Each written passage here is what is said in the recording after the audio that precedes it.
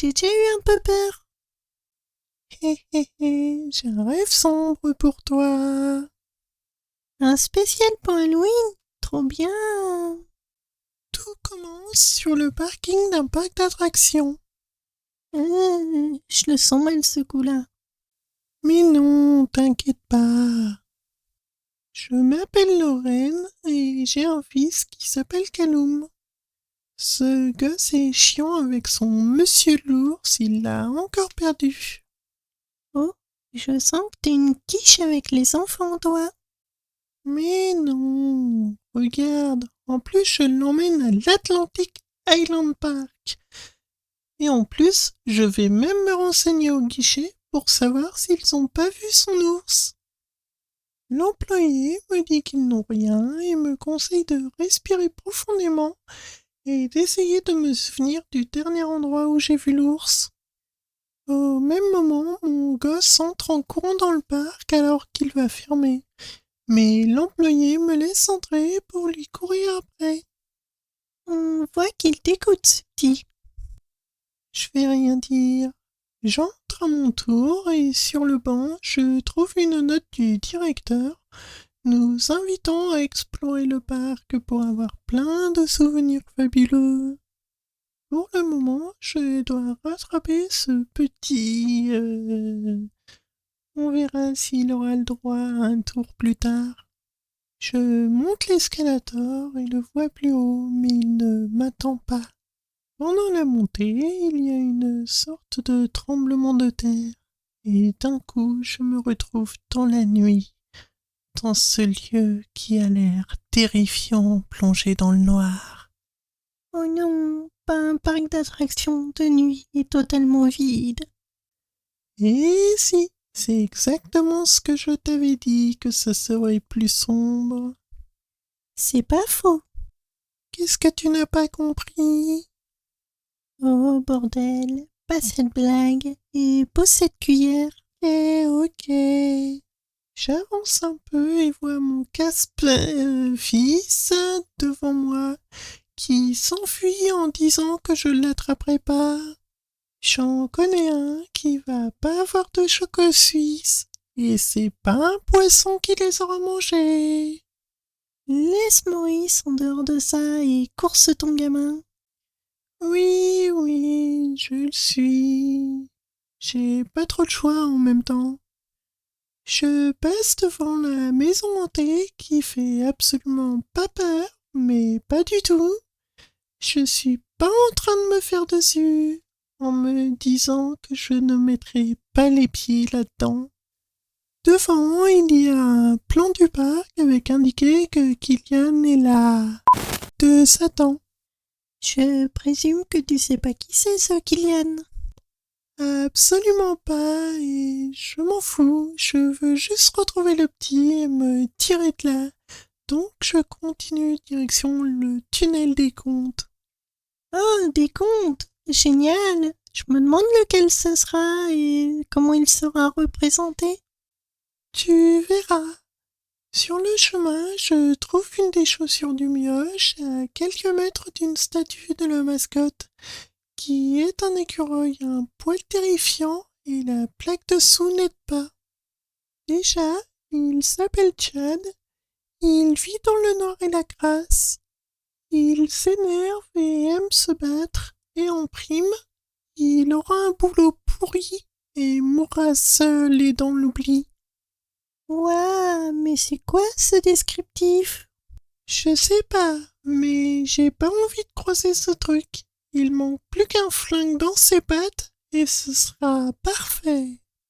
Plus loin, un message indiquant que le parc est construit sur une zone où un homme a fait des choses horribles.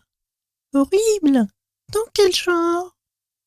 Aucune idée, mais sûrement un truc comme jouer une licorne rose bonbon avec une arme arc-en-ciel dans un battle royale. Ouch, la balle perdue. Bah quoi, c'est horrible. Bref, j'arrive au tunnel et comme j'entends la voix du mouflé venant de l'intérieur, je monte dans la barre pour faire le tour. S'il est sur une autre barque et qu'il avance à la même vitesse, ce serait pas mieux de l'attendre à la sortie? Oui, quitte à être là, autant en profiter. À l'intérieur, j'ai le droit à l'histoire de Hansel et Gretel qui ont été abandonnés dans la forêt par leurs parents et qui finissent dans la maison d'une sorcière en pain d'épices, qui les attire en faisant croire qu'elle est gentille, mais en fait, elle veut les manger. Mais bon, vu qu'elle est moins intelligente qu'une gamine, elle se fait avoir. Et hop, la vieille pique dans le four qui va se faire rôtir par deux morbacs. Par contre, la dernière image projetée au mur montre les deux enfants en train de grignoter la sorcière. On peut dire qu'ils ne l'auront pas cru, mais cuite dans ce cas. Juste après, la tête de cygne de la marque se retourne doucement pour me regarder avec un air terrifiant. Mais qu'est-ce qui se passe dans ce parc? Bonne question. Une fois à l'arrêt, je sors de là et continue plus loin vu que le gosse est encore sauvé. J'arrive enfin à l'Octodron et trouve une note parlant de Chad qui sculptait de la glace ici et que, suite aux moqueries de deux ados, il avait perdu la boule et s'était attaqué à l'un d'eux avec son pic à glace. Oh non, c'était sûr qu'il était pas net celui-là. Oh oui, ça refroidit un peu cette histoire. J'appelle Kalou, mais sa voix me parvient d'une direction. Mais je décide de faire un tour de manège. Je vais pas me priver. Tu vas le regretter à force d'en profiter. Mais non, je monte dans le manège qui commence à tourner et d'un coup je me retrouve avec un croque-mitaine géant qui apparaît juste à côté. J'ai peur, mais je suis prise au piège et en plus j'en vois un autre dans la cabine. Je t'avais prévenu. Une fois stoppé, je vérifie la cabine pour voir qu'il n'y a rien.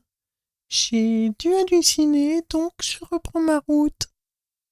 Sur une cabane, je trouve une nouvelle note, écrite par une certaine Laura qui se serait fait harceler par Chad, de son vrai nom Steve, et qu'elle allait démissionner pour ne plus jamais voir ce costume d'écureuil qui l'effraie. J'ai eu peur. Une femme est apparue derrière la vitre sur laquelle la note était. Je m'éloigne vite pour me trouver devant une statue d'un pingouin terrifiant. Mais c'est horrible comme parc, ça donne pas envie d'y aller. Non, faut vite que je retrouve mon gamin.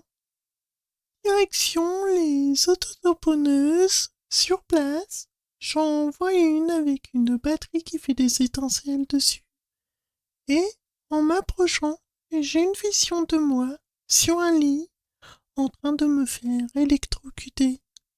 Et juste après, en m'approchant d'une autre voiture, il y en a une qui se met en marche, défonce tout sur son passage et se crache sur le côté avec ses phares éclairant un escalier que j'emprunte. Ça te fait pas plus peur que ça, la vision que t'as eue? Avec tout ce que j'ai vu jusque-là, j'avoue que non, je m'inquiéterai plus tard. La suite se passe à la grande roue. Rien de spécial à part le croque-mitaine aux commandes. Tu vois le croque-mitaine partout, mais rien de spécial. T'as vraiment une drôle de façon de voir les choses. La prochaine étape, c'est les montagnes russes, où je discute avec le croque-mitaine avant d'avoir des hallucinations d'un couloir d'hôpital. Ah ben voilà, tu deviens folle. Oui, faut croire. Mais je dois continuer. Je me retrouve dans une sorte de village de fête foraine et une note m'apprend qu'un cadavre a été découvert derrière le stand de Barbapapa. Yark, c'est glauque. En passant à côté du stand, j'entends du bruit à l'arrière, donc je décide de jeter un œil. C'est peut-être mon fils. Mon espoir tombe vite, car je tombe sur un cadavre et, en me retournant, je vois Chad qui disparaît sous mes yeux. Au milieu du village, je trouve des pilules m'appartenant et sans réfléchir, je les prends.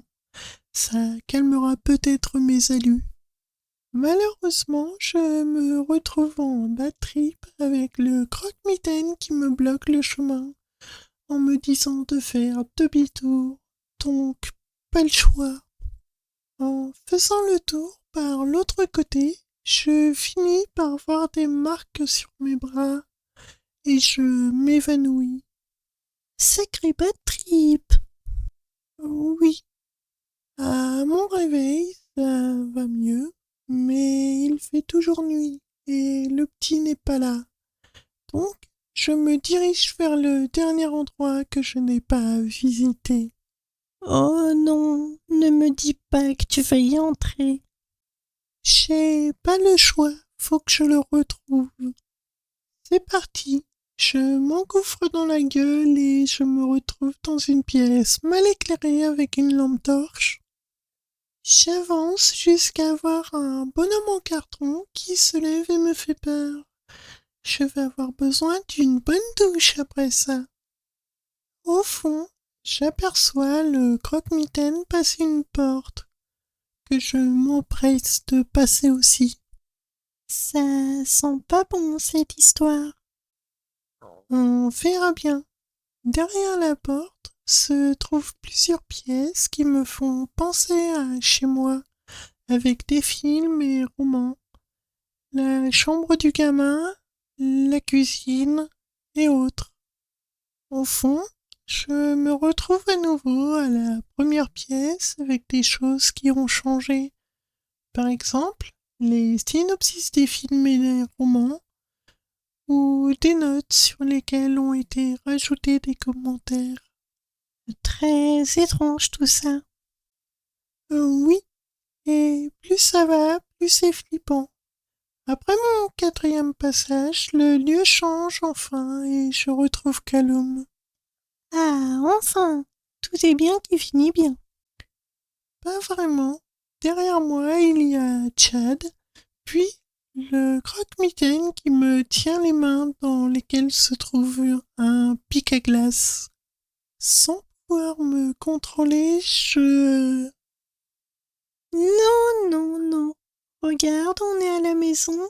Il n'y a rien de mieux que la maison sans cauchemar. Je finis quand même. La seconde d'après, je suis au poste de police avec un agent qui me demande de respirer profondément et d'essayer de me souvenir du dernier endroit où j'ai vu mon fils. C'est pas ce que t'a demandé l'employé du parc au début pour l'ours? Si, c'est à ne plus rien y comprendre. Eh ben, en tout cas, ton imagination est terrifiante. Je sais. Bon, je te dis à plus. Je vais aller chercher des bonbons. Bonne chasse. Bon, bah au boulot pour une petite vidéo et on termine par abonnez-vous, likez, partagez et surtout profitez des attractions. Faites-le, sinon Chad viendra vous voir.